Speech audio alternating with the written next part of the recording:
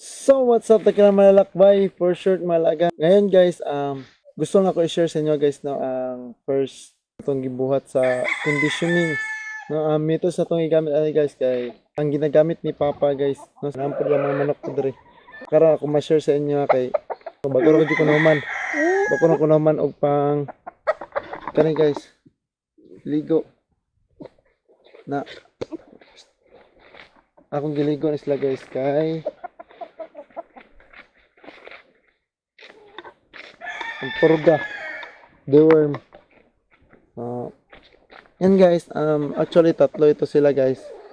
Nandun yung isa pero yung isa naligo na yan kahapon.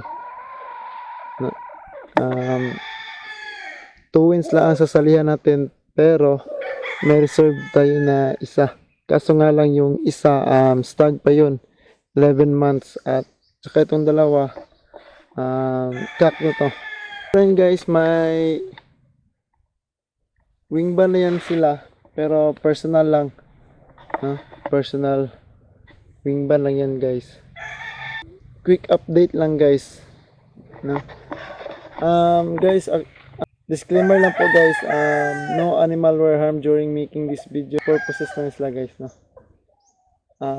Disclaimer lang po guys na dili ko expert sa pagmanok, no? Actually nag-search pa ko sa YouTube kung saan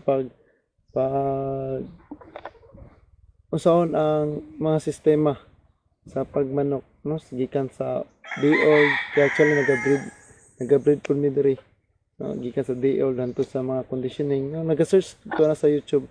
Ako ani naga-update lang ko, no, kay gusto na po ako i-update, gusto na po ko mag-share about sa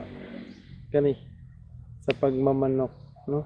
Kung na mo mga ideas, na mo mga experience, willing ko maminaw, no, willing ko mabasa sa inyong mga suggestions through comment, no. Thank you so much guys sa mga nagsuporta sa tuang mga videos, no, sa mga nag-share, syempre sa mga nag-like diri, no. Thank you so much guys. So I hope na magkita-kita ta sa tuang sunod na mga content, no.